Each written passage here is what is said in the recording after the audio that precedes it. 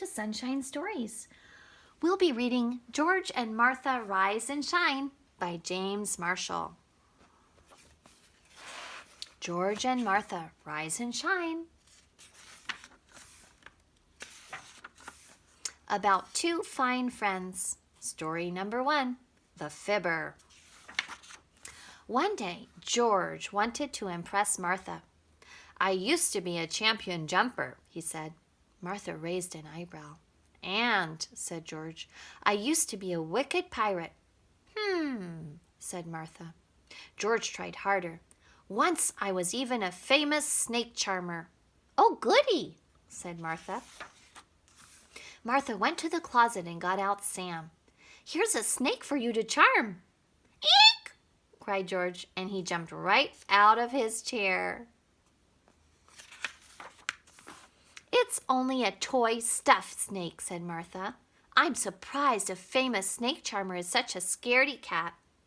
"I told some fibs," said George. "For shame," said Martha. "But you can see what a good jumper I am," said George. "That's true," said Martha. Story number 2, The Experiment. Martha was in her laboratory. "What are you doing?" asked George. "I'm studying fleas," said Martha. "Cute little critters," said George. "You don't understand," said Martha. "This is serious. This is science." The next day, George noticed that Martha was scratching a lot. She looked uncomfortable. George bought Martha some special soap. After her shower, Martha felt much better. "I think I'll stop studying fleas," said Martha. "Good idea," said George. "I think I'll study bees instead," said Martha. "Oh dear," said George. Story number 3, The Picnic. One Saturday morning, George wanted to sleep late. "I love sleeping late," said George. But Martha had other ideas. She wanted to go on a picnic. "Here she comes," said George to himself. Martha did her best to get George out of bed. "Picnic time," sang Martha, but George didn't budge.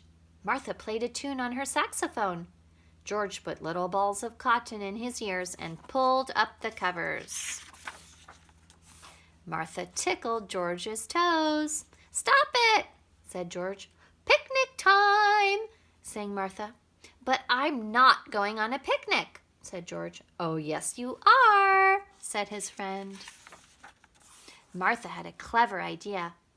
"This is such hard work," she said, huffing and puffing.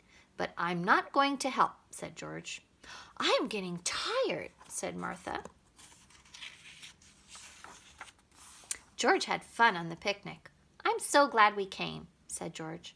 But Martha wasn't listening. She had fallen asleep. Story number 4, The Scary Movie. Martha was nervous. "I've never been to a scary movie before." "Silly goose," said George. "Everyone likes scary movies." "I hope I don't faint," said Martha. They were going to see Vincent Creepo in The Mummy's Toe.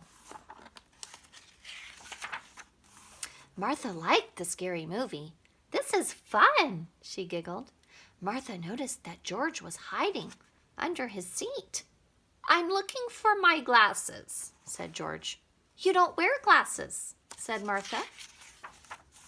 When the movie was over, George was as white as a sheet. "Hold my hand," George said to Martha. "I don't want you to be afraid walking home." "Thank you," said Martha. The last story, The Secret Club. "Where are you going, George?" asked Martha. "I'm going to my secret club," said George. "I'll come along," said Martha. "Oh, no," said George. "It's a secret club." "But you can let me in," said Martha. "No, I can't," said George, and he went on his way. Martha was furious. When George was inside his secret clubhouse, Martha made a terrible fuss. "You let me in," she shouted. "No," said George. "Yes, yes," cried Martha. "No, no," said George. "I'm coming in whether you like it or not," cried Martha. When Martha saw the inside of George's clubhouse, she was so ashamed. It was the Martha Fan Club with George, the president. "You old sweetheart," she said to George. George smiled. "I hope you've learned your lesson." "I certainly have," said his friend. The end.